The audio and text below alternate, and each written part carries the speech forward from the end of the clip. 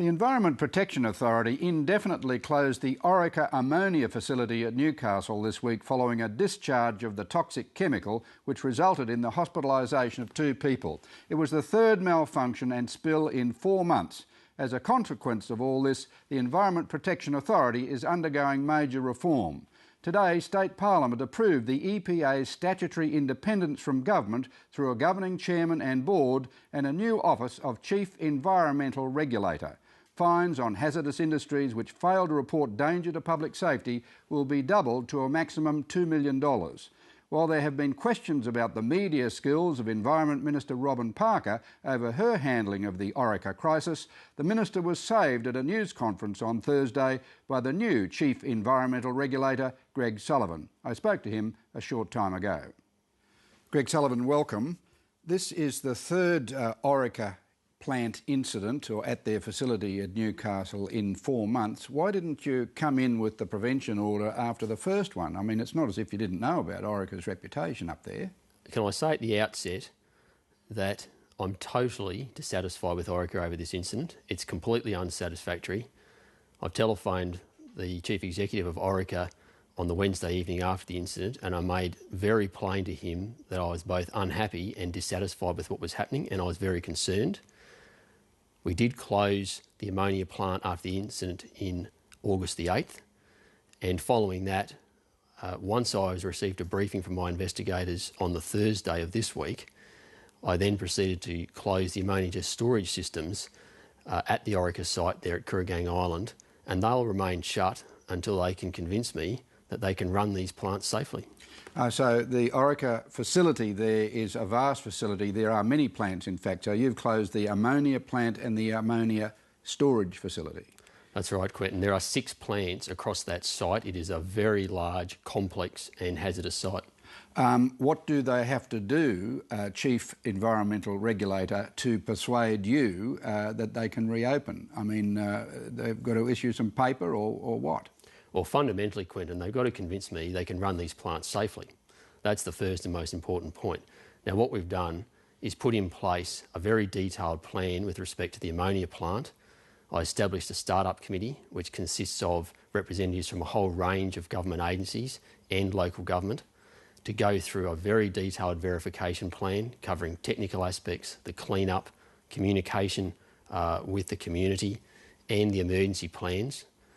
And we're working through that verification plan. Orica have made steady progress, but there's still more work to be done. Now, of course, we have another incident to deal with, and it's very disappointing that we're here discussing a second or indeed third incident in the last 4 months. And I'm now going to be requiring Orica to get an independent expert in. We'll be approving who the expert is.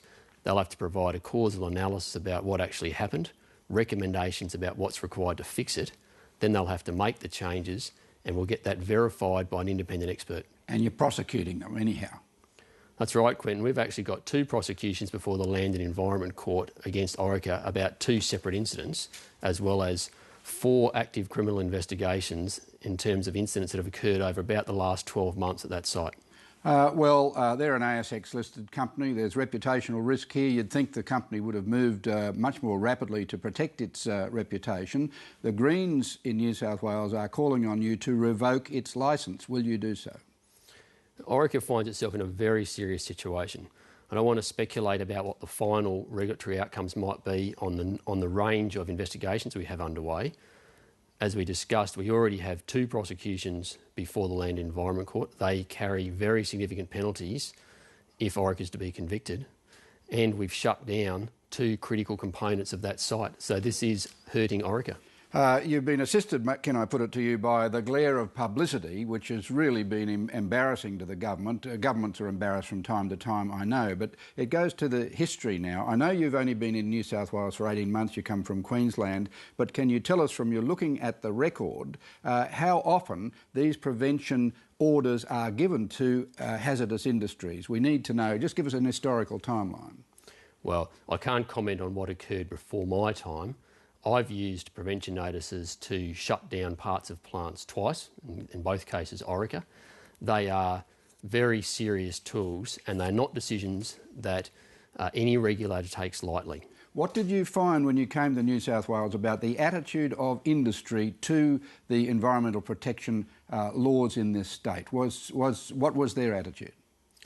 Well, my own sense of it is that perhaps an element of complacency has crept in over time and that we needed some renewed vigour.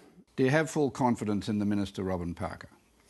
I'll have to say, Quentin, that what I've observed over the last 3 months is that the public discussion and debate that followed the 8 August incident, and again this week, seems to have proceeded on a misunderstanding about the distinction between the role of a minister and the role of an agency and a regulator.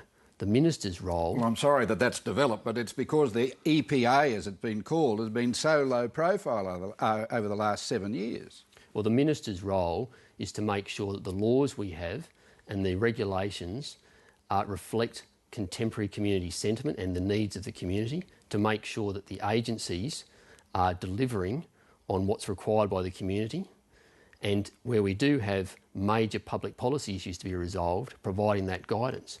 But where we have operational matters, and these incidents are operational matters, well then that's my job. It's my job to make sure. So that's why you had to step in with the Minister's press conference yesterday. Well, these Orica incidents are clearly operational matters. They are concerning matters. Well, why did you appear with the Minister at all? Why didn't you say, well, I'll take the press conference, I'm the Chief Environmental Regulator? Well, they're operational incidents. They are strictly matters that are for myself and my staff to deal with. They are not matters that I am subject to the direction of the Minister. Like the Police Minister and the Police Commission. The Commissioner is meant to be independent. Well, absolutely. Have you heard of the term regulatory capture, where the regulator is captured by the vested interest client or industry? Indeed, and I can assure you that I'm not captured. Greg Sullivan, all the best. Thanks very much. Thank you, Quentin.